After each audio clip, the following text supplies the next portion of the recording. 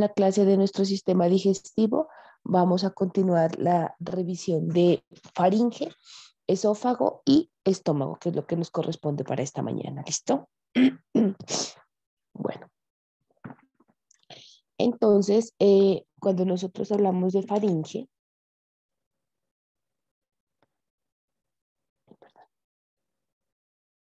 cuando nosotros hablamos de faringe, pues tenemos que tener en cuenta que esta es una estructura muscular que tiene la forma pues como de un canal, que no tiene una pared anterior y precisamente por no tener esa pared anterior es lo que permite que pueda compartir, digámoslo de alguna manera, su función con cavidades como la cavidad oral o con cavidades como la cavidad bucal y obviamente también con la faringe, que es la que está, la laringe, perdón, que es la que está situada por delante de la faringe. ¿Listo?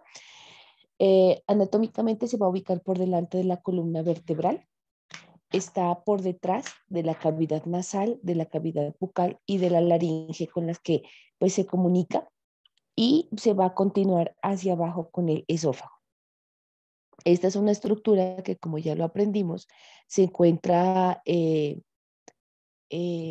común tanto para el sistema respiratorio como para nuestro sistema digestivo. ¿Listo? Entonces, por ende, es que hablábamos nosotros y aprendimos que nuestra cavidad nasal se comunicaba con nuestra faringe a través de nuestras coanas y con la cavidad bucal aprendimos ayer que se comunicaba a través del istmo de las fauces, ¿no es cierto? Ese era nuestro sistema de comunicación que íbamos a tener.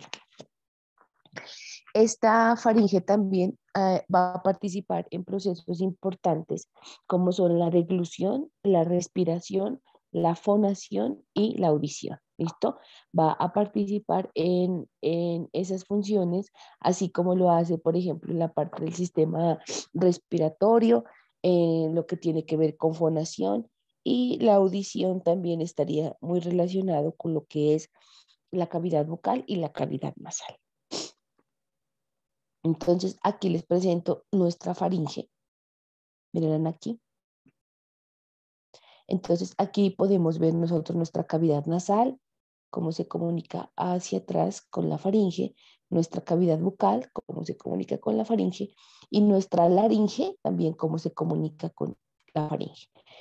Es muy importante que la parte nerviosa esté acorde para que se puedan sincronizar en el momento respiratorio y en el momento de deglución estas estructuras para evitar que los alimentos pues se vayan a un sitio diferente al que normalmente deberían estar.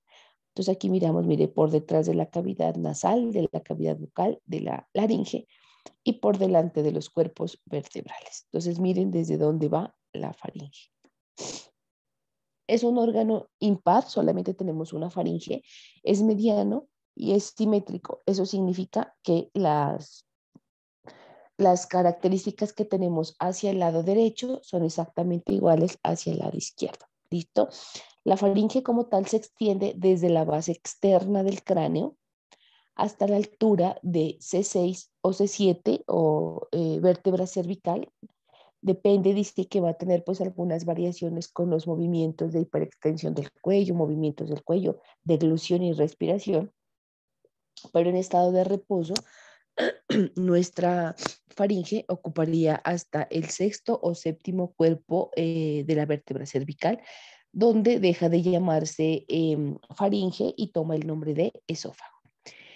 Esta faringe, entonces, de acuerdo al sitio anatómico donde se va a encontrar, se ha dividido en tres porciones. Una porción superior que corresponde a la nasofaringe, una porción media que corresponde a la orofaringe y una porción inferior que corresponde a la laringofaringe. ¿Listo? Y obviamente cada una de estas partes está en íntima relación con el sistema que se menciona previamente, es decir, nasofaringe, sistema respiratorio, orofaringe, sistema digestivo y laringofaringe, sistema respiratorio. Aquí podemos mirar entonces las tres porciones, mire la nasofaringe, la orofaringe y la laringofaringe. Anatómicamente, así como hemos visto, estos órganos van a estar conformados de un armazón fibroso que iba a estar conformado por la fascia faringo-basilar, una capa muscular o una estructura muscular y un revestimiento mucoso, ¿sí? Entonces, tres estructuras están conformando la faringe: armazón fibroso, músculos y el revestimiento mucoso. Cuando hablamos nosotros de armazón fibroso, vamos a transportarnos a lo que es la fascia faringo-basilar, que dentro de las estructuras que están conformando la faringe representan la túnica media. Es decir, están en la parte media entre, lo que vamos a ver más adelante, los músculos, que se han dividido en dos grupos: los constrictores y los elevadores, que forman la túnica externa, y el revestimiento mucoso, que forma la túnica interna. Es decir, la fascia faringo-basilar, siendo una túnica media, va a estar en medio de la capa muscular y la capa mucosa. ¿Listo? Entonces, en este orden de ideas vamos a iniciar nuestra revisión de esa constitución anatómica. Como les dije, ese armazón fibroso de la fascia faringo-basilar, que cuando nosotros hablamos de occipital la mencionamos, está conformando la túnica media. Tiene la forma de un semicilindro, es como una bolsa, digámoslo así, que va a ir hasta, desde el origen, o sea, en la base del cráneo, hasta la transformación de faringe a esófago, a la altura de más o menos C6, C7, cuerpo, vértebra cervical. Su extremo superior de esta fascia faringo-basilar se va a insertar por delante del agujero magno en la porción basilar del occipital. Para ser más exactos, también se fija en el tubérculo faríngeo y va a estar reforzado por el ligamento posterior medio, que es el que estaba ubicado en ese tubérculo faríngeo y nos iba a reforzar nuestra fascia faringo-basilar, de la que ya habíamos hablado el semestre pasado. ¿Listo? Entonces, miren aquí, la base del cráneo. Este es el agujero magno, esta es la porción anterior del agujero magno. Esta, miren, es la porción basilar, que por dentro se llama clivus. Esta es la cara posterior del cuerpo del esfenoides. Entonces, miren aquí, esta es nuestra fascia faringo-basilar, que va a estar por debajo de la capa muscular y por encima de la capa mucosa. ¿Listo? Entonces aquí miramos cómo su extremo proximal se está fijando a la porción basilar del occipital por delante del agujero magno y en el tubérculo faríngeo, reforzado entonces por el ligamento posterior mediano, que le va a dar estabilidad a ese nivel. ¿Listo? La fascia faringo-basilar lateralmente, entonces ya miramos en su extremo superior, se inserta en la cara inferior del vértice de la porción petrosa del hueso temporal, ¿sí? Alcanza el foramen lacerum por la superficie externa, llega a la base de la apófisis pterigoides y vamos a encontrar aquí un ligamento que lo va a ayudar y la va a reforzar, que es el ligamento lateral de la faringe. Y el extremo ya inferior, la parte inferior de esta fascia faringo-basilar, se hace más delgadita y se va a continuar con la capa media o submucosa de nuestro esófago. ¿Listo? Entonces, a ese nivel, cuando llega al cuerpo vertebral C6 o C7, deja de ser fascia faringo-basilar y se transforma en la submucosa del esófago, con la cual se va a continuar, que es lo que estamos viendo precisamente acá. ¿Listo? Entonces, este es un corte donde estaríamos mirando nosotros, pues, ¿qué miramos aquí? El cuerpo de la lengua, el surco terminal, la raíz de la lengua, miren aquí la epiglotis, ¿sí? La parte vestibular, la parte glótica, la región infraglótica, y todo esto que estamos mirando aquí, esta superficie interna que lo está recubriendo, es nuestra fascia faringo-basilar, ¿listo? Eso es lo que estamos viendo en esta diapositiva. ¿Listo? Pues estos cortes esperemos cuando regresemos poder hacer una práctica y poder observar estas estructuras, que creo que la universidad sí tenía unos cortecitos como estos. Pero lo que quiero mostrar acá, por ejemplo, miren, esta es la glándula tiroides, el lóbulo izquierdo, este es el lóbulo derecho, ¿listo? Aquí están los músculos constrictores y obviamente aquí toda esta superficie interna que estamos viendo es la que recubre y se conoce como fascia faringo-basilar. Bueno, los músculos de la faringe, entonces, que era la otra estructura que estaban conformando, pues esa parte de la faringe son músculos estriados, son bilaterales. Vamos a tener 3 constrictores del lado derecho y 3 constrictores del lado izquierdo. Van a estar ubicados en la superficie externa de la fascia faringo-basilar. Como habíamos dicho, estos formaban la capa o la túnica externa y vamos a tener también 3 elevadores. ¿Listo? Entonces, 3 constrictores y 3 músculos elevadores. Entonces, ¿qué sabemos de los constrictores? Vamos a tener 3, un constrictor superior, un constrictor medio y un constrictor inferior, que se los voy a mostrar en esta diapositiva. Entonces, este es un constrictor superior, una vista lateral, mírelo aquí el constrictor superior. Aquí tenemos un constrictor medio, mírelo aquí, un constrictor medio y un constrictor inferior, un constrictor inferior. Entonces, miren que es una estructura abierta hacia la superficie anterior y mire cómo los músculos, la faringe está abierta hacia atrás, perdóneme, y miramos que esta capa muscular es la que se encarga de cerrarla de alguna manera y darle la forma a ese armazón. ¿Listo? Entonces, mire, constrictor superior, constrictor medio y constrictor inferior. Y aquí ya miramos la transición de faringe a esófago. ¿Listo? Bueno, entonces miremos cómo es el constrictor superior de la faringe. Entonces dice que este músculo es el más superior, es el más profundo, tiene una forma cuadrilátera, mírenla aquí, perdón, entonces si la estamos viendo, miren, tiene una forma cuadrilátera, miren aquí sus inserciones, arriba se inserta en el tubérculo faríngeo y adelante se va a dividir en 3 porciones. La porción pterigofaringea, la porción 4 porciones, perdón, la porción bucofaringea, la porción milofaringea y la porción glosofaringea. ¿Listo? Entonces, hacia adelante, cuando se va al borde posterior de la lámina medial de la apófisis pterigoides, va a formar la porción pterigofaringea. Cuando se va al rafe pterigomandibular, ¿sí? Forma la porción bucofaringea. Cuando se va a la parte posterior de la línea miloioidea, forma la porción milofaringea. Y cuando se va a relacionar o a insertar en la musculatura intrínseca de la lengua, forma la porción glosofaringea. Y hacia atrás se une con su homólogo o con el constrictor superior del lado contrario y van a conformar el rafe faríngeo. Entonces miren aquí, todo esto que usted mira aquí en el centro, desde acá arriba, que es el tubérculo faríngeo de la porción basilar del occipital, hasta aquí abajo en el centro es el rafe faríngeo. Miren. Atrás, pues miren aquí, forma el rafe faríngeo. ¿Listo? ¿Qué pasa con el constrictor medio? Está centrado en el hueso yoides, o sea, está íntimamente relacionado, mírenlo aquí, con el hueso yoides, mírenlo. Aquí usted en esta vista lateral observa cómo este constrictor medio está relacionado con el hueso yoides. Perdón.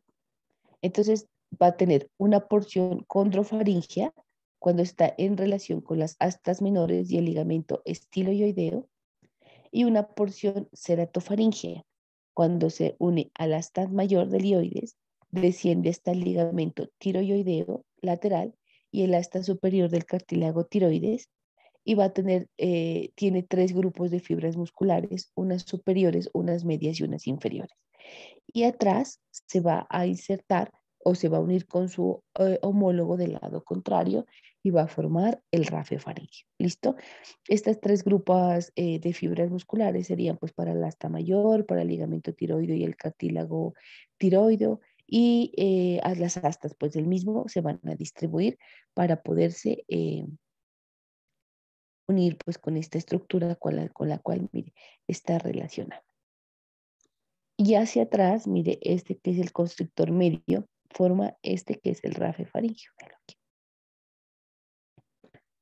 Y nuestro constrictor inferior de la faringe tiene inserciones tirocricoideas, ¿listo? Va a tener una porción tirofaringea y va a tener una porción cricofaringea. La porción tirofaringea se va a insertar en la lámina del cartílago tiroides, también le dice que está en la línea oblicua, en las astas superiores y en las astas inferiores y en la lámina cuadrilátera de su superficie externa. y la porción cricofaringea está en el borde inferior del cartílago cricoides. ¿Listo? Aquí, mire.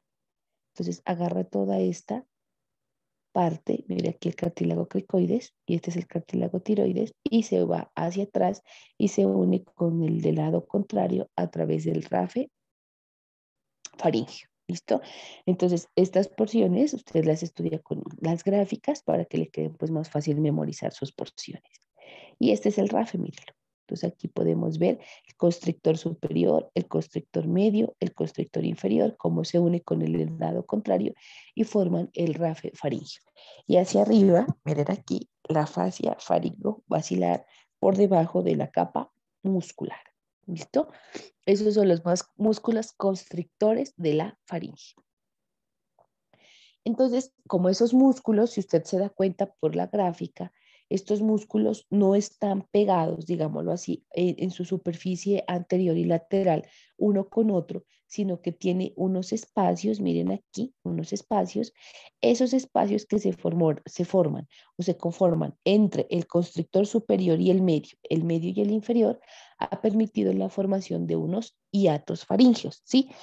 Esos hiatos faringeos son precisamente esos espacios que van a estar situados a nivel de las inserciones de los músculos constrictores. Esos son los hiatos faringeos, los espacios que se han generado cuando se están insertando nuestros músculos constrictores, solamente los constrictores. ¿Listo?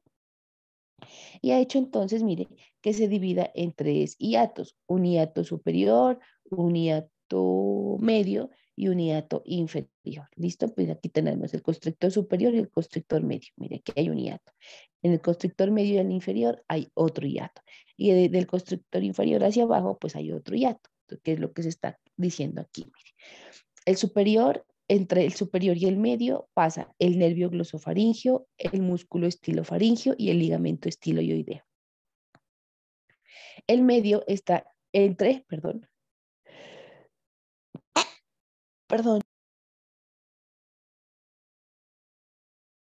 el medio va a estar entre el constrictor medio y el constrictor inferior y pasa el ramo interno del nervio laringeo superior, la arteria y la vena laringea superior. Y por el hiato faríngeo inferior está entre las inserciones del constrictor inferior. Entonces, mire aquí, no está por debajo, sino que va a estar entre esas inserciones inferiores que va a tener este constrictor faríngeo. ¿Listo?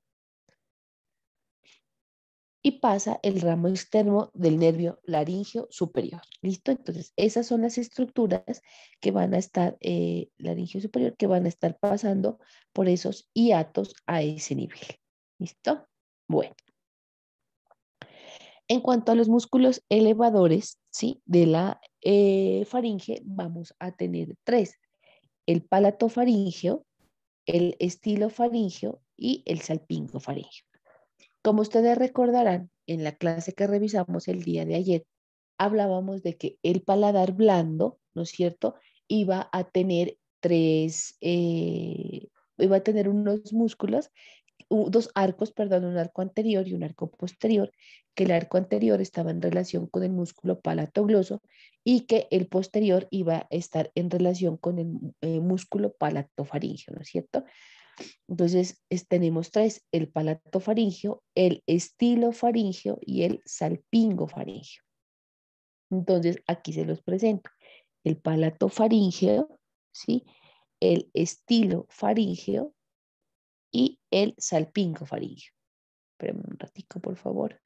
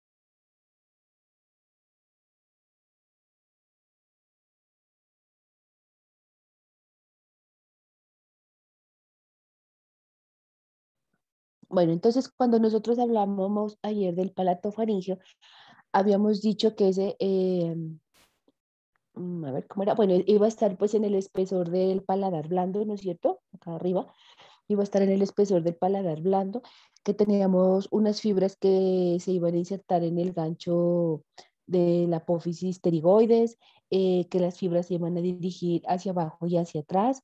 ¿Qué más? Que se iba a insertar hacia la parte posterior y lateral de la faringe y también se iba a insertar en la parte posterior del cartílago tiroides. Mire que era lo que estábamos mirando acá, de la porción posterior y lateral de la faringe y la porción lateral del cartílago tiroides. Bueno, eso es lo que habíamos revisado ayer de este músculo.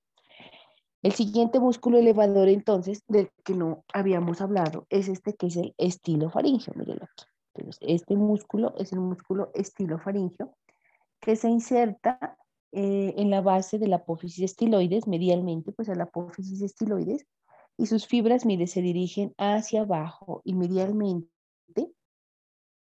¿sí? Aquí podemos ver que está en relación con nuestro constrictor superior, que es este, mire. Luego se pone en relación con el constrictor medio.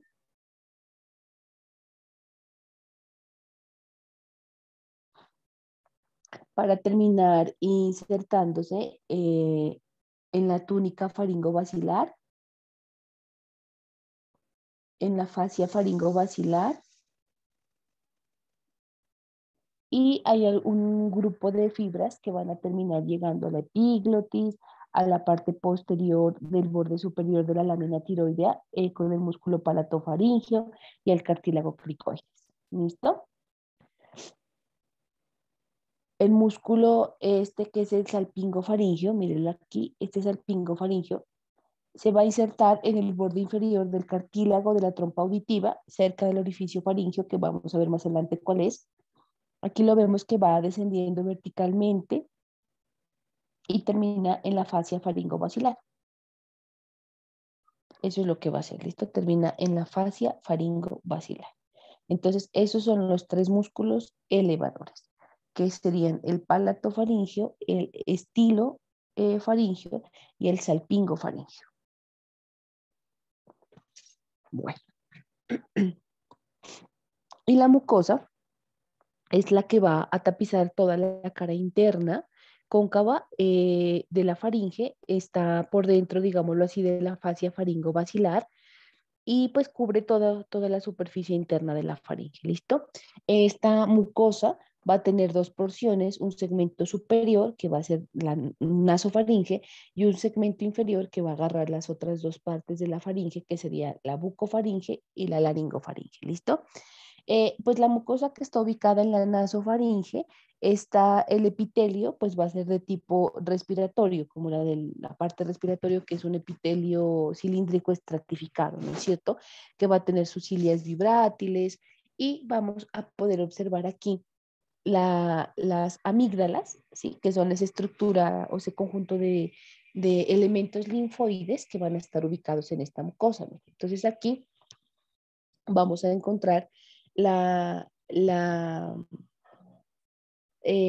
amígdala faríngea, miren acá arriba, la amígdala faríngea, la amígdala tubárica, la amígdala palatina y la amígdalas linguales o tonsilas linguales, ¿listo? Entonces, cuando se unen todas estas, van a formar un anillo, ¿sí? Que es lo que se conoce, miren aquí, como el anillo linfático faríngeo o anillo de Waldeyer. No es más el anillo de Waldeyer que la suma o la unión o la conformación de todos los tejidos linfoides que están alrededor de esta comunicación bucofaringea, ¿sí? Entonces aquí podemos observar, mire, por ejemplo, la tonsila lingual, las tonsilas palatinas, las tonsilas tubáricas y la amígdala faríngea, miren aquí, que es lo que estábamos viendo acá, ¿sí? Entonces, en esta mucosa del segmento superior de la nasofaringea encontramos esta que es la amígdala faríngea, esta que es la amígdala tubárica, esta que es la amígdala palatina y estas que son las amígdalas linguales. El conjunto de todas estas amígdalas o tonsilas, como les decían antes, forman esto que se conoce como anillo linfático faríngeo o anillo de Waldeyer. ¿Listo? Es importante que nosotros tengamos en cuenta que este es un tejido linfoide. Al ser un tejido linfoide en los niños, tiene una mayor importancia porque ayudan a constituir como tal, digámoslo, nuestro tejido linfoide, ¿listo? Que son los linfocitos que se van a encargar de nuestro sistema de defensa. Entonces, esa es una de las razones por las cuales las amígdalas o tonsilas palatinas, estas que son las que se inflaman, ya sean por virus o por bacterias, idealmente en los niños las queremos preservar, por lo menos hasta los 5 años, porque son las encargadas de producir ese tejido linfoide. Ya después es diferente, o sea, ya después se mandan a quitar y ya no habría ningún problema porque esa producción de linfocitos ya no está a cargo de ellas, sino de las células madre y de la médula espinal como tal. ¿Listo? Entonces, esa es la importancia de nuestras amígdalas que van a estar ubicadas en este segmento superior de la nasofaringe. Y el segmento inferior de la bucofaringe y de la laringofaringe, la mucosa es mucho más delgadita, el epitelio es un pavimentoso estratificado, que eso se lo enseñan en histología, eh, y no más. ¿Listo? Esas son las dos grandes diferencias. La nasofaringe pues va a tener ese epitelio que es cilíndrico estratificado, muy similar a la del sistema respiratorio, y aquí encontramos nuestras amígdalas. Y este de acá sí es un epitelio, pero que va a ser pavimentoso, estratificado, y va a ser la mucosa mucho más delgada que el segmento superior, que la nasofaringe, que es una mucosa mucho más gruesa. ¿Listo? Bueno. Eh, internamente, nuestra faringe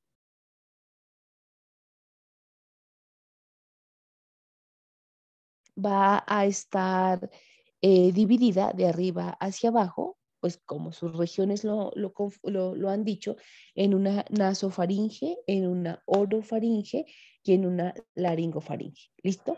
Entonces, cuando hablamos nosotros de la nasofaringe, que es la que va a estar en comunicación con la cavidad nasal y lo hace a través de las coanas, vamos a encontrar que esta nasofaringe va a tener una pared anterior, una superior, una posterior, una lateral y una inferior. ¿Listo? La orofaringe va a tener solamente su pared anterior, su pared posterior y su pared lateral. Entonces, miren, aquí nosotros estamos observando nuestra nasofaringe. ¿Listo? Esta nasofaringe entonces va a hacer una prolongación hacia atrás de las cavidades nasales hasta el piso. ¿Sí? Aquí llega hasta aquí, hasta el piso, que va a estar representado por el paladar blando de la cavidad bucal. ¿Listo? Entonces, esa es la nasofaringe, ese es el espacio. Entonces, desde la prolongación hacia atrás de las cavidades nasales, que están en íntima relación con las coanas, es decir, desde las coanas hasta el paladar blando, que forma la pared posterior de la cavidad bucal. Este espacio que nosotros estamos viendo aquí es lo que se conoce como la nasofaringe. ¿Listo? Esa nasofaringe, mírenla aquí, pues aquí la podemos observar, nuestra nasofaringe.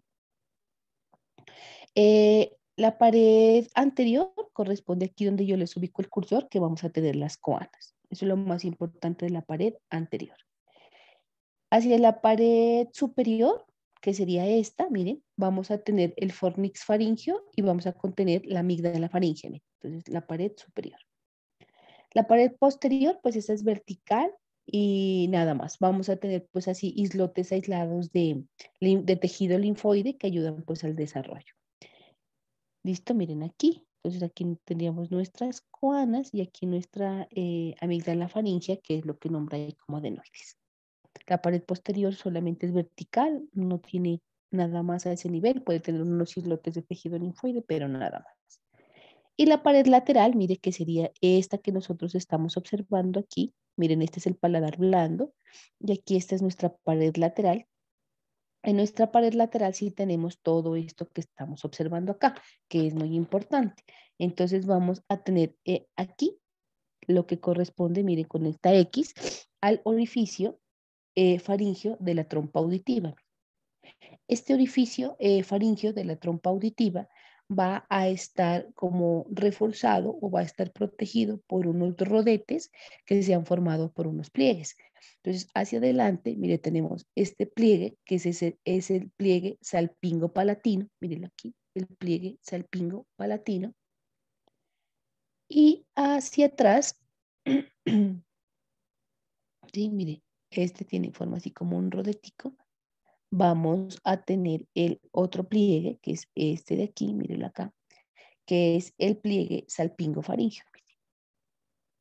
Pliegue salpingo faríngeo por detrás, pliegue salpingo palatino por delante, y este es el orificio faríngeo de la trompa auditiva. Hacia adelante vamos a encontrar el torus tubárico.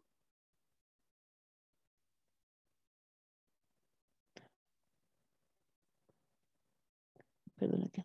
Torus tubárico, o también se ha denominado rodete tubárico, miren. Ese está arriba y hacia atrás del orificio faríngeo de la trompa auditiva, y adelante y hacia abajo vamos a tener otro torus, que es el torus del elevador. ¿Listo? Que es lo que estamos observando aquí. Entonces, esto es bien importante que nosotros lo tengamos en cuenta. Miren, en la pared lateral vamos a encontrar nuestro orificio de la trompa auditiva. Ese orificio de la trompa auditiva va a tener por delante un pliegue que es el salpingo palatino, y por detrás va a tener otro pliegue que es el pliegue salpingo faríngeo. En medio de estos dos pliegues vamos a encontrar este que es el torus tubárico o rodete tubárico, y adelante y abajo vamos a tener el otro torus, que es el torus del elevador.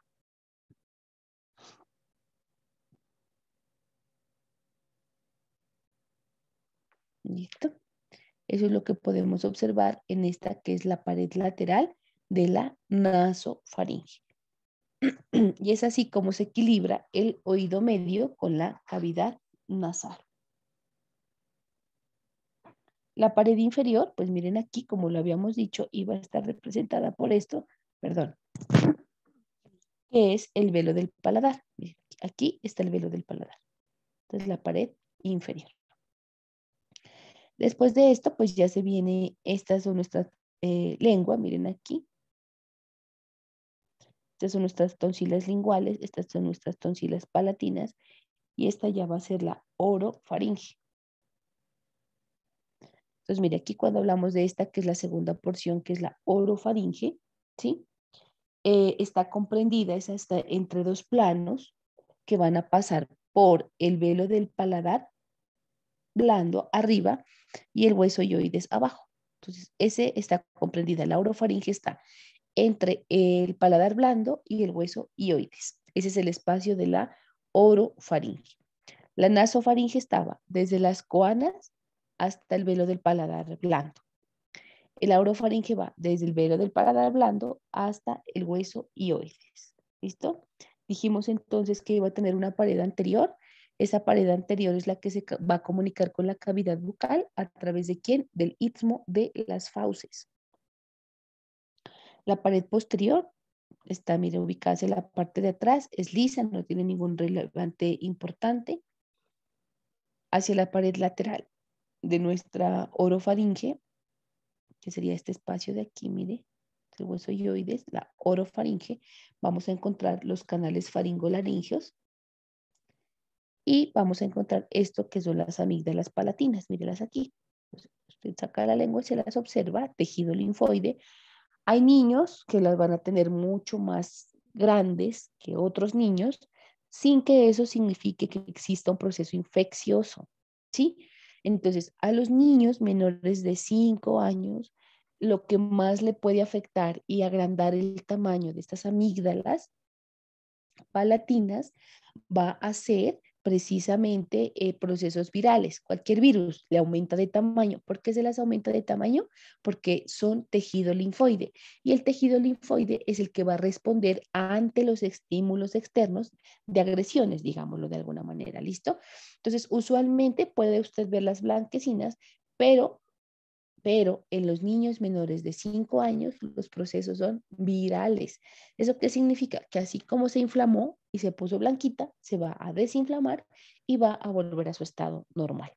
Muchas veces hay otras personas que tienen hipertrofiadas las amígdalas, que significa que como es un tejido linfoide, quedó de mayor tamaño al que normalmente debería pues tener, digámoslo así. ¿Listo? Entonces, aquí les presento las amígdalas palatinas que iban a estar ocupando ese espacio que se llamaba fosa tonsilar, que habíamos dicho que estaba entre el arco palatogloso y el arco palatofaringeo. Estas tonsilas palatinas pues iban a estar íntimamente relacionados con ese anillo linfático de Waldeyer, ¿no es cierto? Que iba a estar con la faringea, con las tubáricas y con las linguales. Mírenlas ahí, esa es la ubicación. Em, Cuando nosotros hablamos de estas amígdalas palatinas, esas amígdalas palatinas van a tener unas arterias que las van a estar irrigando, sus propias arterias, que son la palatina ascendente, la rama tonsilar de la facial, la parte venosa se hace a través del plexo tonsilar al plexo faríngeo, tiene sus propios linfáticos, que son los submandibulares, y tiene sus propios nervios, que son el lingual y el glosofaríngeo.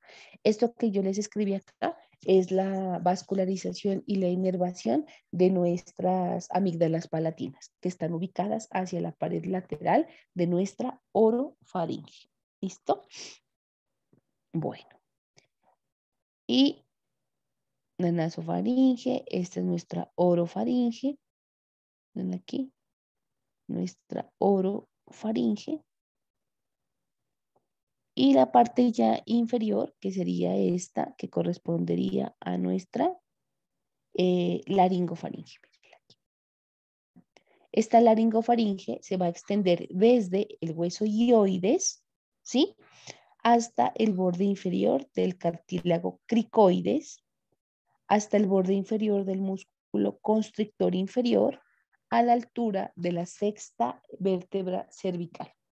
Va a tener la forma pues de un embudo que va a terminar en el esófago, ¿no es cierto?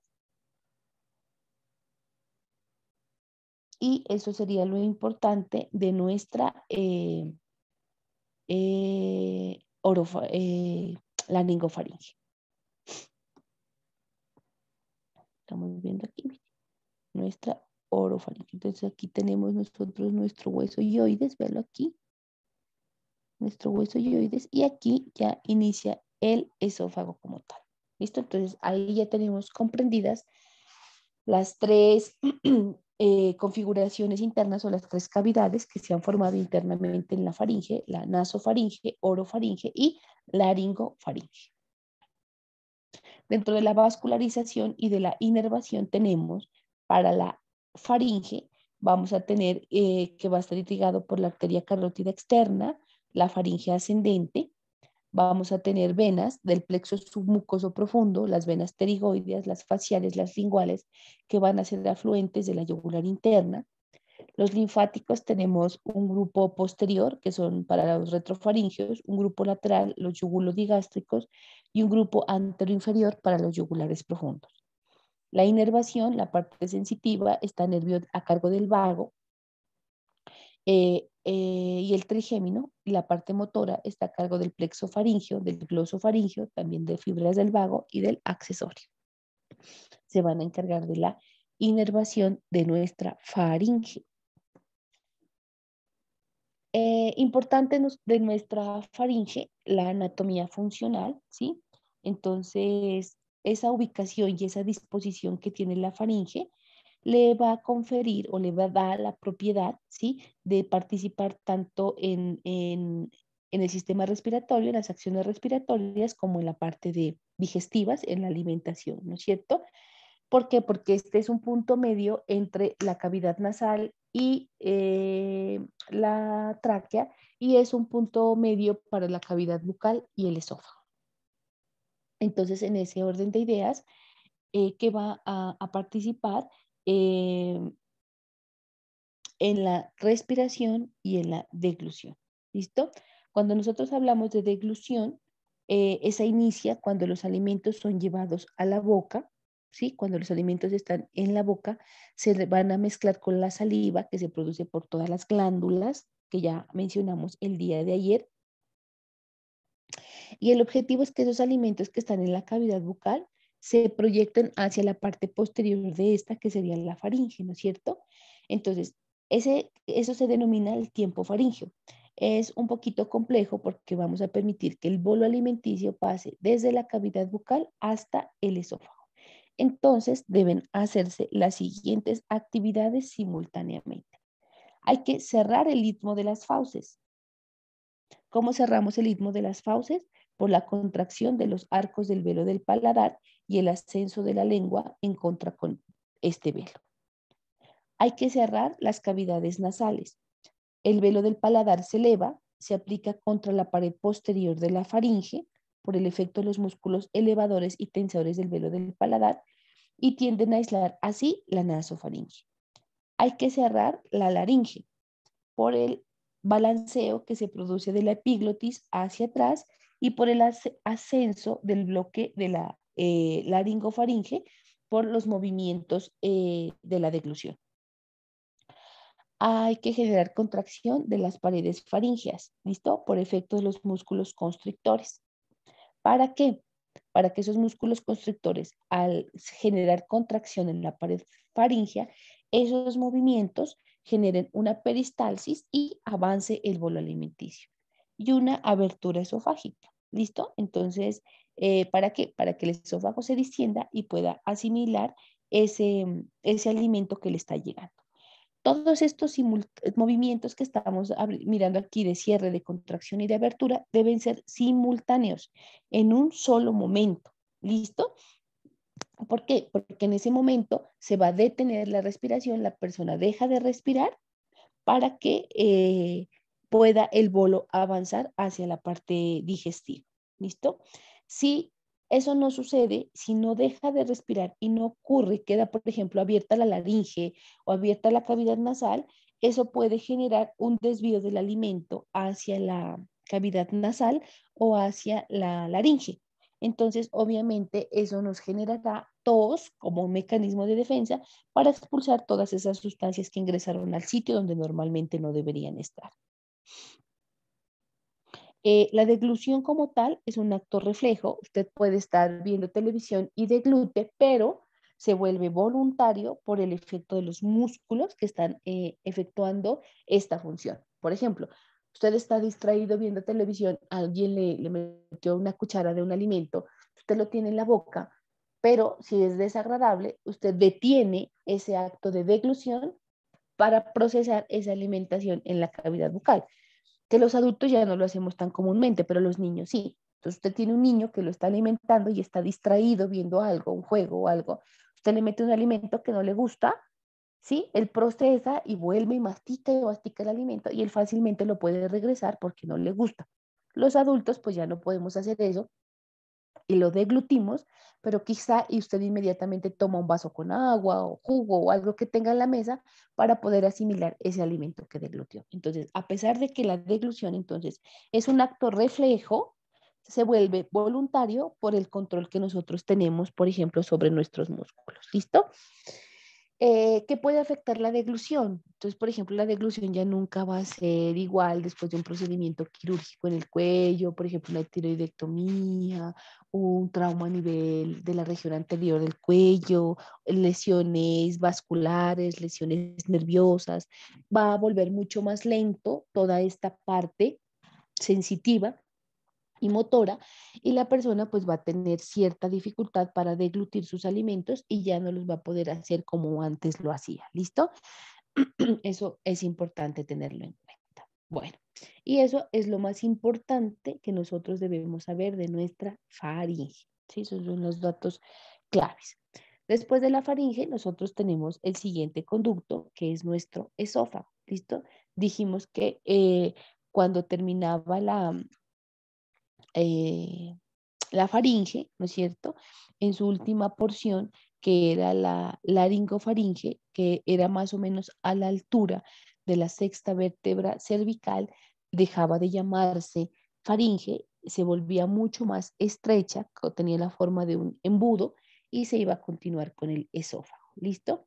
Este esófago entonces es un conducto cilíndrico muscular que va a estar tapizado por mucosa, va a unir la faringe con el esófago. ¿Qué significa unir? Que los va a relacionar y va a permitir el paso pues de los alimentos. ¿Listo? Se origina en el borde inferior del músculo constrictor inferior de la faringe, que va a estar situado frente al borde inferior del cartílago cricoides a la altura de la sexta o la séptima vértebra cervical, ¿no es cierto? Bueno, entonces aquí les presento nuestro esófago, mírenlo aquí. Entonces, por detrás de nuestro sistema respiratorio. Miren, entonces aquí la cavidad bucal, esta es nuestra laringe, con nuestra epiglotis, nuestro cartílago tiroides, nuestro cricoides. Miren aquí sería la parte posterior e inferior de la faringe y aquí ya se continúa como esófago. Mírenlo aquí. Ese es nuestro esófago. Eh, el trayecto que debe recorrer nuestro esófago, ¿listo? Va a ser pues la región cervical y va a ser en la región torácica, ¿no es cierto? Después de en la región cervical va a ocupar la región prevertebral en el tercio inferior del cuello, porque arranca desde C6, pues prácticamente es la parte final del cuello, va a penetrar en el tórax y va a ocupar la región posterior del mediastino superior. En su recorrido por el tórax va a tener dos curvaturas laterales, una de concavidad derecha y otra de concavidad izquierda, para finalmente atravesar el diafragma y 2 centímetros por debajo del diafragma continuarse como estómago. ¿Listo? Aquí podemos mirar entonces nuestra porción cervical y es así como, de acuerdo al trayecto que debe recorrer nuestro esófago, va a tener 3 porciones. Una porción cervical, una porción torácica y una porción abdominal.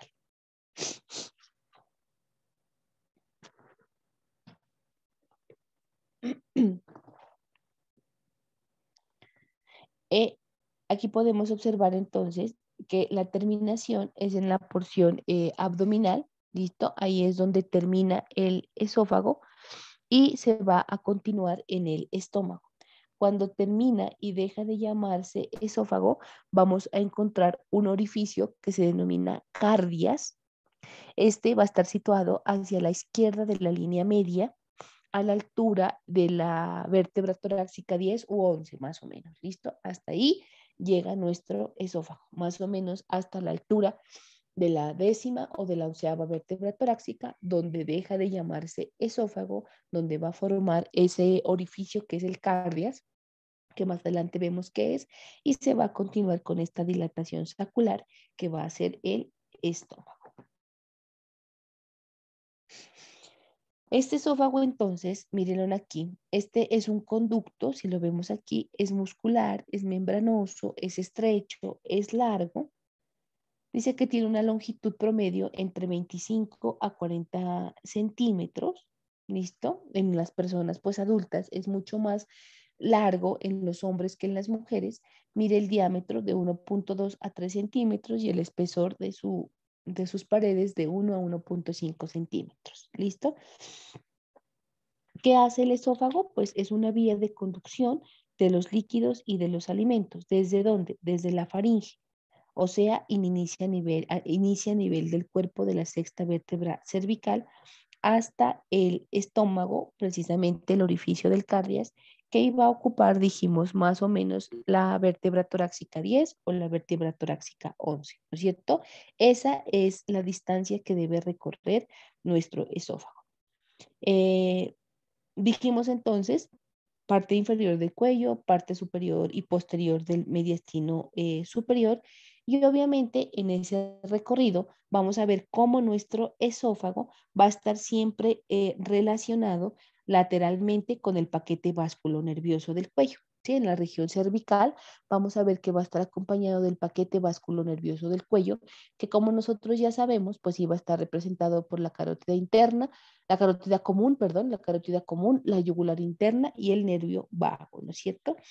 Cuando penetra, pues ya en el tórax, vamos a mirar que ingresa por esa apertura torácica superior, que ya sabemos sus límites, va a empezar un deslizamiento, miren aquí del esófago, que ahorita hablamos de eso, entre la tráquea y la columna vertebral.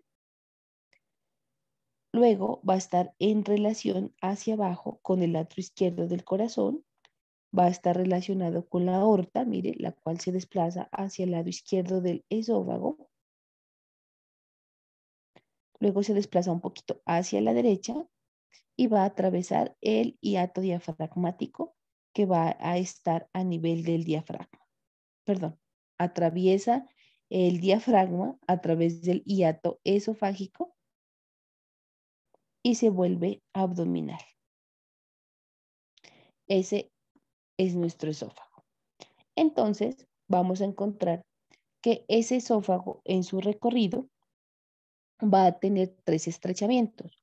Un superior que se conoce como cricoideo, un medio que es aortobronquial y un inferior que es el diafragmático. ¿Listo? Y obviamente, miren aquí encontramos nosotros los tres eh, estrechamientos. Aquí está el cricoideo, aquí está el aórtico bronquial y aquí está el diafragmático. Entonces, tres estrechamientos, cricoideo, aórtico bronquial y diafragmático. ¿Listo? Entonces, esos son los tres estrechamientos.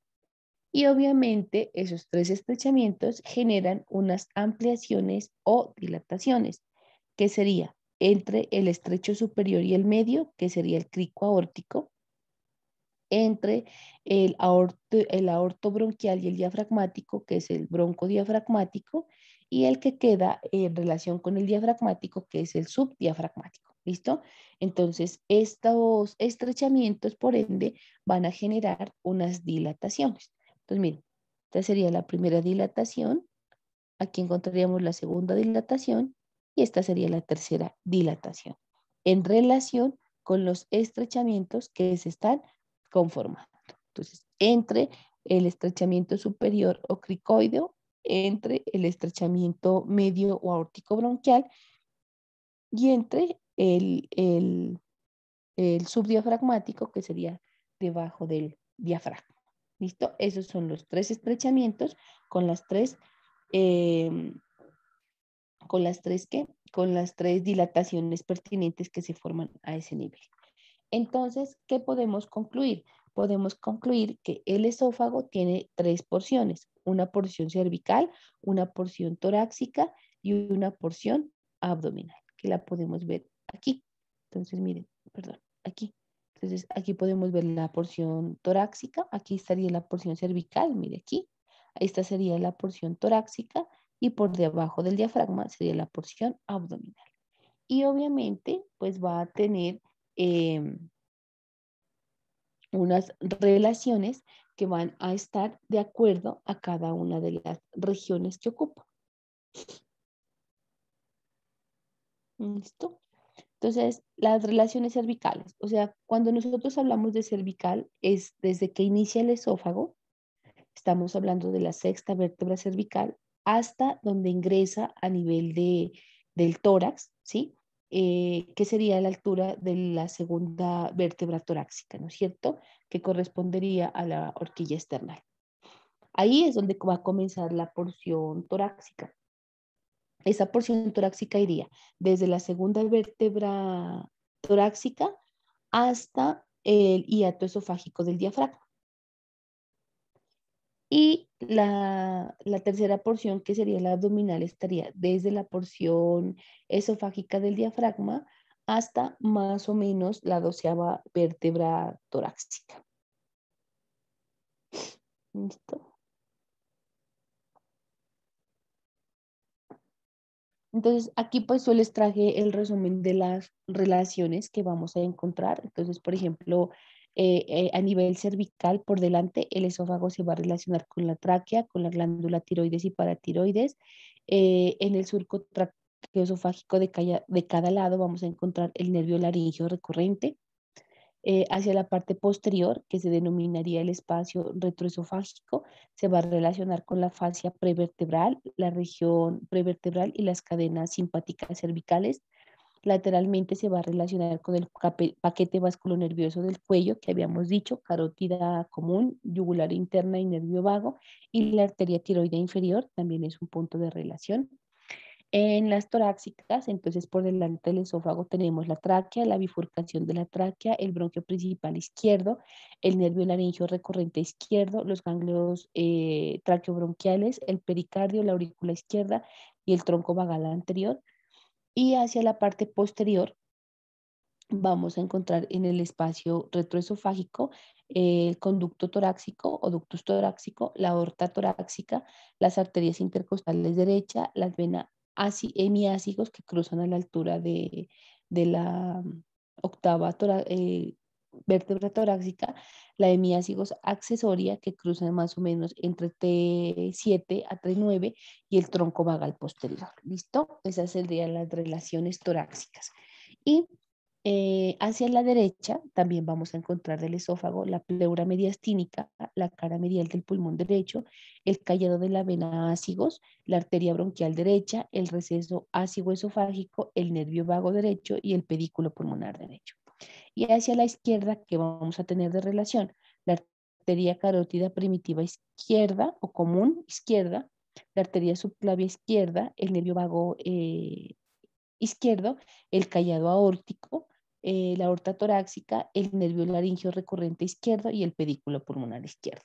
Esas son las relaciones que va a tener la porción torácica. Y en cuanto a las relaciones abdominales, pues al pasar el diafragma se va a acompañar de los troncos vogales anterior y posterior, ¿no es cierto? ¿Se acuerdan que bueno, la parte de embriología que nosotros hablábamos cuando el estómago tenía una rotación en su eje vertical y otra rotación en su eje anteroposterior, mirábamos que el esófago iba a tener un nervio vago izquierdo y un nervio vago derecho. Pero cuando ese nervio vago atravesaba el hiato esofágico en el diafragma, se iba a rotar por la rotación que el estómago hacía, ¿no es cierto? Entonces, ese nervio vago izquierdo iba a ser anterior y el derecho iba a ser posterior. ¿Listo? Entonces, por eso dice el vago anterior, que vendría a ser el izquierdo, y el posterior, que vendría a ser el derecho cuando ya han pasado el diafragma. También se acompaña del ligamento frenoesofágico, dependiente de la fascia transversales.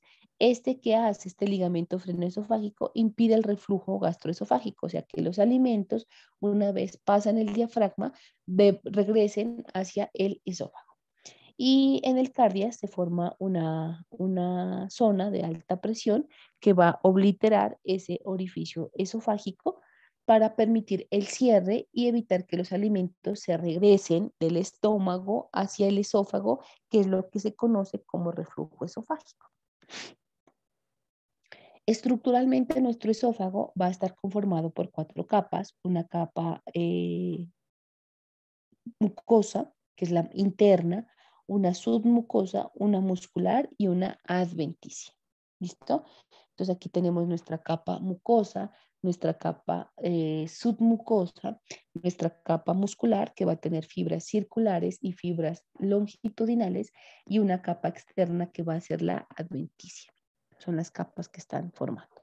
Obviamente a usted le enseñarán en su parte de histología cómo están conformadas esas fibras musculares, ¿sí? Y cómo está conformada esa mucosa y cómo cerca del estómago empieza a hacer una transición para poder tener cierto grado de similitud con la mucosa del estómago y la capa muscular del estómago para cumplir un reforzamiento adecuado.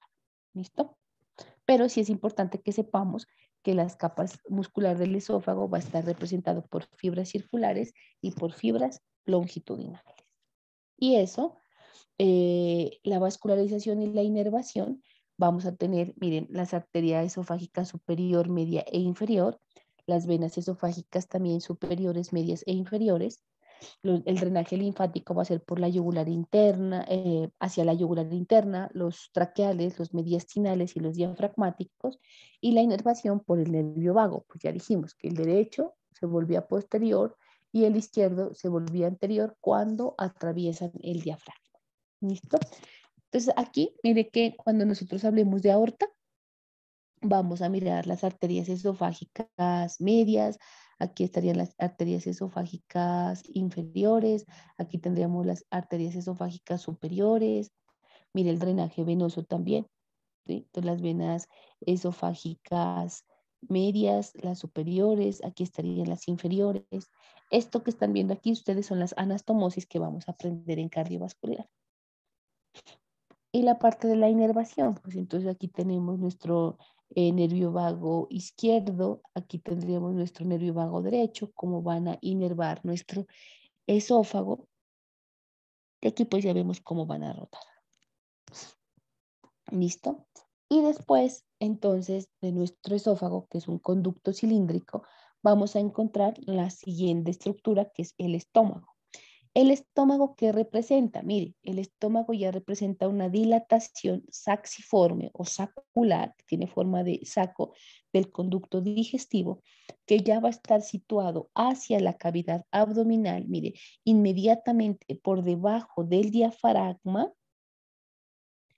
y con un eje longitudinal que se extiende verticalmente de arriba hacia abajo, ¿no es cierto?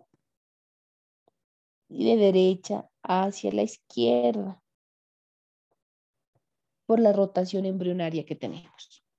Este estómago entonces es un saco que tiene una capacidad de distenderse mucho, más o menos puede tener hasta 1,5 litros y puede seguirse distendiendo.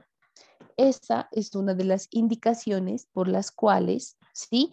Cuando el paciente se va a someter a un procedimiento de disminución de peso, hacen una reducción en el tamaño del estómago, porque él es realmente el que tiene, digámoslo de alguna manera, esa capacidad distendida o de distenderse, y obviamente el paciente va a seguir alimentándose cada vez más y más y más. ¿Listo? El estómago se caracteriza porque tiene una pared anterior y una pared posterior. Entonces, mire, la pared anterior y hacia la parte de acá atrás sería la pared posterior.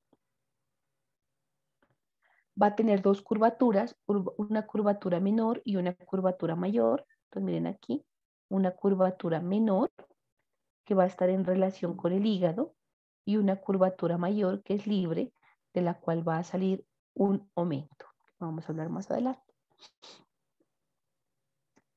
Va a tener las siguientes porciones: una porción cardíaca, un fornix o cúpula gástrica, un cuerpo y una porción pilórica. Entonces miren aquí, la porción cardíaca, el fornix o fondo, todo esto es el cuerpo y esta es la porción pilórica. Entonces tiene 4 porciones: cardias, fondo, cuerpo y pilórica. ¿Listo? Vamos a observar entonces nosotros que este estómago, ¿sí? Tenía, miren aquí, una curvatura menor que iba a estar en relación con ¿quién? Con el hígado, y una curvatura mayor que iba a ser libre, digámoslo de alguna manera, porque no está fija a ninguna estructura como tal. Vamos a tener dos orificios: un orificio superior, que es el orificio cardíaco, y un orificio inferior, que es el orificio pilórico. Entonces miren aquí, el cardias y el píloro. Este orificio de cardias va a comunicar el esófago con el estómago. Y el píloro, ¿qué va a comunicar? Va a comunicar el estómago con el intestino delgado, con la primera porción del intestino delgado, que se conoce como duodeno, que lo miraremos la próxima clase. ¿Listo? Entonces, dos caras, una cara anterior y una cara posterior, dos curvaturas, una curvatura menor y una curvatura mayor. 4 porciones, una porción cardíaca o cardíaca, una porción de fornix, cúpula o fundus, un cuerpo y una porción pilórica. Dos orificios, un orificio superior, que es el cardíaco, y un orificio inferior, que es el pilórico. Y esa porción del píloro, miren aquí, esa porción pilórica se ha dividido a la vez en tres porciones: antropilórico, canal pilórico y esfínter pilórico. Entonces miren aquí, antropilórico, canal pilórico y esfínter pilórico. ¿Listo? Ese, alrededor de ese orificio pilórico, miren aquí, alrededor de este orificio pilórico o del píloro, vamos a encontrar internamente un pliegue mucoso circular que contiene en el espesor el músculo esfínter del píloro, que lo convierte el píloro en una válvula, ¿listo? Que va a regular el paso de los alimentos desde el estómago hacia el intestino delgado. Entonces, el píloro que va a tener el músculo esfínter del píloro y eso lo vuelve una válvula. Porque es importante que a nosotros no se nos olvide que el píloro o la porción pilórica va a tener antropilórico, canal del píloro y esfínter pilórico, porque resulta que existe una condición patológica en los niños cuando nacen, que es una afección del esfínter del píloro, ¿sí? Entonces nacen con un músculo muy gordito, digámoslo así de alguna manera, muy reforzado, o sea, el espesor del músculo esfínter del píloro es muy grueso y como él actúa como una válvula, al ser tan grueso, detiene los alimentos en la cavidad gástrica y es lo que se conoce como hipertrofia pilórica. Cuando el niño sufre de hipertrofia pilórica, ¿qué hace? Come normal y vomita. Y usted mira cómo no alcanza la pared abdominal a disminuir de tamaño en relación con cada una de las veces que está alimentándose. Me explico. Los bebés comen cada 3 horas. Entonces la mamá le da de comer, le saca los gasecitos y como a la media hora, 45 minutos, vomita. Pero el niño sigue con hambre, el niño orina, el niño hace deposiciones porque algo del alimento alcanza a pasar el píloro. Sin embargo, cuando esa hipertrofia pilórica, ¿sí? O sea, ¿qué es la hipertrofia? Es que el espesor del músculo esfínter del píloro aumentó mucho de tamaño, se cierra, obviamente ya no pasan los alimentos. Entonces tienen que llevarlo a cirugía, le hacen una piloromiotomía, rompen unas fibritas de ese músculo para que pueda seguir pasando el alimento en forma normal. ¿Listo? Como ese estómago pues se puede distender mucho, obviamente se tarda más días en manifestarse como tal. Esa es una malformación congénita, la hipertrofia pilórica, pero obviamente tarda más días en ser reconocida, por lo que el estómago, siendo una dilatación sacular, pues puede albergar una gran cantidad de líquido a ese nivel. Entonces se tarda un poquito más en ser reconocida la enfermedad, pero no nos podemos olvidar. Pues el niño come, a los 45 minutos más o menos vomita lo que comió. Entonces, dentro de las relaciones dijimos que teníamos una pared anterior y una pared posterior. Sencillito para que no se nos olvide, la pared anterior va a estar relacionada con el hígado, con el diafragma y con la pared abdominal anterior. Y la pared posterior va a estar relacionada con el vaso, con el diafragma, el riñón izquierdo, la glándula suprarrenal izquierda y el páncreas. ¿Listo? Miren aquí. Entonces, el hígado hacia la pared anterior, pues vamos a tener el hígado. Aquí pues tendríamos el diafragma y obviamente acá la pared anterior del abdomen. Y a la izquierda pues solamente podemos ver aquí el vaso. También tenemos diafragma arriba, tenemos vaso. Por aquí atrás estaría el riñón izquierdo, la suprarrenal izquierda y aquí el páncreas. ¿Listo? A ese nivel.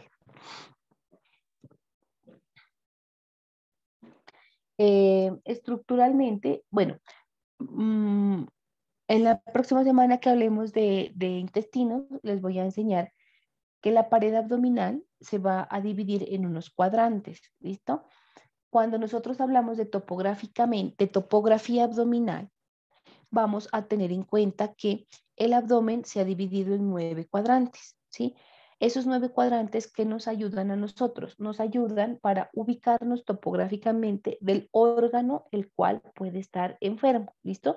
Entonces la próxima clase, antes de iniciar con intestino delgado, ya les voy a enseñar la topografía de esa pared abdominal para que nosotros sepamos, por ejemplo, dónde está el estómago. La gente dice, me duele la boca del estómago y para nosotros ese área se denomina epigastrio, ¿listo? Y hacia el lado izquierdo de ese epigastrio vamos a encontrar lo que se llama hipocondrio izquierdo. Entonces, cuando usted va a revisar la literatura estudiando, usted le va a decir que ocupa topográficamente el epigastrio, el estómago, el epigastrio y el hipocondrio izquierdo. En la próxima clase yo le enseño esa topografía básica para que usted se pueda ubicar. ¿Listo? Y bueno. Estructuralmente, entonces, el estómago, ¿cómo está conformado? ¿Sí? La pared del estómago como tal va a tener o va a estar conformado por 4 túnicas. De adentro hacia afuera vamos a tener, mire, la mucosa, la submucosa, la muscular, es todo esto, mire, muscular, y la serosa o adventicia. ¿Sí? Entonces, el estómago tiene 4 capas, de adentro hacia afuera, mucosa, submucosa, muscular, la serosa o adventicia. ¿Listo? Miren aquí, esta es la túnica mucosa. La túnica mucosa, miren, va a formar, como usted está observando en la gráfica, pliegues en diferentes direcciones a lo largo, por ejemplo, de la curvatura menor, se sitúan en forma longitudinal y se van a formar unos canales. Esos canales lo que hacen es facilitar el paso de los líquidos a través del estómago. Eso en la curvatura menor, que es esta que tenemos acá. En el resto del estómago, los pliegues pueden ser circulares de tamaños variables y pueden presentar de 1 a 6 milímetros de diámetro. Esos espacios, mire, que se están formando aquí, es lo que se conocen como fositas gástricas.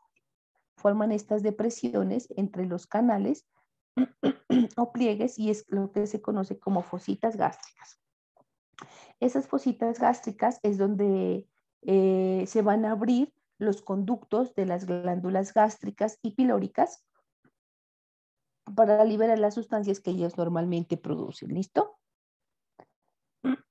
Aquí también vamos a encontrar tejido linfoide en las diferentes partes de la mucosa del estómago. La siguiente, entonces aquí también vamos a mirar, mire la mucosa. La siguiente capa es esta, que es la submucosa. La túnica submucosa va a contener los vasos y los nervios que se van a encargar de la irrigación y de la inervación de nuestro estómago. La capa muscular va a estar compuesta por 3 capas, un estrato externo, un interno y un intermedio, digámoslo así. De afuera hacia adentro tenemos, mire, de afuera hacia adentro, una capa de fibras longitudinales, en el medio las circulares e internamente las oblicuas. Así se va a reforzar la pared abdominal, la pared gástrica para evitar que el sobredistendimiento pues generaría una ruptura. Entonces, este entrecruzamiento y esta disposición de las fibras musculares ayuda al soporte de la asimilación de esa distensión gástrica. Entonces, mire, la capa muscular tiene 3: longitudinal, circular y oblicua. Longitudinal, circular y oblicua. La externa es la longitudinal, la intermedia es la circular y la más profunda, digámoslo de alguna manera, es la oblicua.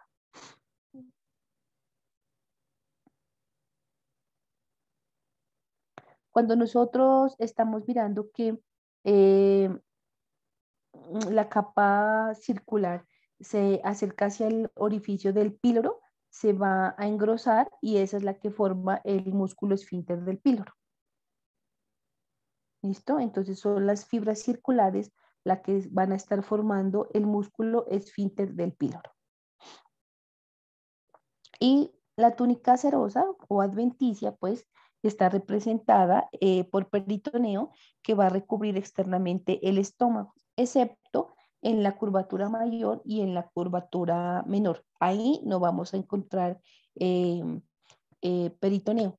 Ahí vamos a encontrar lo que se ha denominado omentos, ¿sí? Esto de aquí, mire. esto amarillito que usted ve. El aumento menor para la curvatura menor del estómago y el aumento mayor para la curvatura mayor del estómago. ¿Listo? Entonces, no miramos peritoneo, sino que vemos algo que se denomina aumentos, que luego vamos a saber de dónde se origina.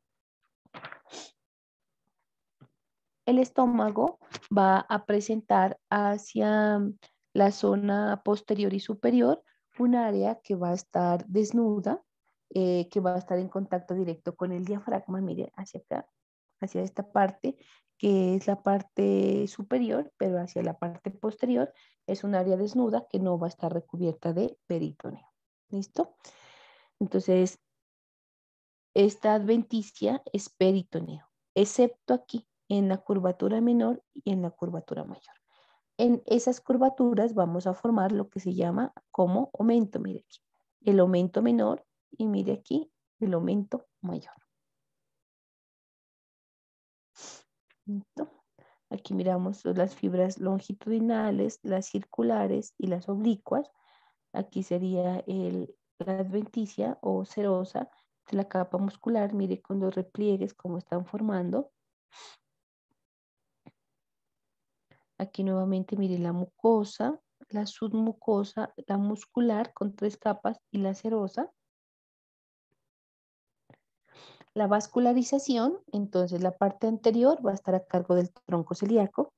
La parte venosa va a estar representada por 2 círculos, el círculo venoso de la curvatura menor y el círculo venoso de la curvatura mayor. La curvatura menor va a estar dada por la vena gástrica izquierda y derecha y el círculo venoso de la curvatura mayor va a estar dado por la gastroepiploica derecha y la gastroepiploica izquierda. Los linfáticos van a estar hacia la curvatura menor, hacia la curvatura mayor, hacia el fondo gástrico. Y los nervios, pues el nervio vago, que es el anterior, y el nervio vago posterior, y el plexo celíaco. Entonces miren aquí, la curvatura menor. Entonces aquí tenemos una arteria gástrica derecha y aquí tenemos la arteria gástrica izquierda. Aquí tenemos la gastroomental o gastroepiploica, ¿sí? Izquierda y la gastroepiploica derecha. Mire cómo forman esos anillitos, la parte arterial. Mire la parte venosa, también en la curvatura menor y en la curvatura mayor. Se nombran iguales, pero con drenajes diferentes, pues, y orígenes diferentes.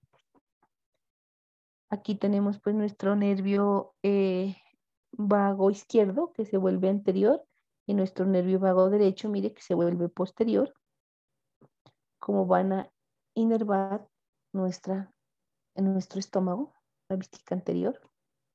¿Listo? Y eso pues era lo que teníamos para revisar dentro de las características y las cosas más importantes que tienen cada uno de estos órganos, que eran la faringe, el esófago y el estómago. ¿Listo? Entonces, pues esta tarde no podemos hacer práctica de este porque no alcanzamos. Tenemos el examen nosotros teórico práctico de módulo de sistema respiratorio. Sin embargo, en la próxima clase nos dedicamos a hacer pues la parte de intestino, que realmente es muy cortico, y arrancamos con práctica de faringe, de esófago y de estómago, que realmente pues las cosas que vamos a observar son muy básicas. ¿Listo? Y continuaríamos, o sea, la próxima práctica haríamos la práctica de las dos clases, porque hoy en la tarde vamos a evaluar el componente teórico y práctico del sistema respiratorio. Entonces, por favor, cualquier inquietud, cualquier duda que se genere después de revisar la literatura, después de revisar el atlas, me la hacen saber para poderles explicar y ir resolviendo las inquietudes del sistema digestivo. ¿Listo? Entonces, en la tarde no tenemos práctica porque tenemos examen de módulo. Si hay otra disposición, pues yo ya le informo a Sebastián en un ratico para ver si nos organizamos para práctica. ¿Listo? Entonces, chicos, que tengan una feliz mañana. Ya nos vemos. Hasta luego. Hasta luego, doctora, gracias.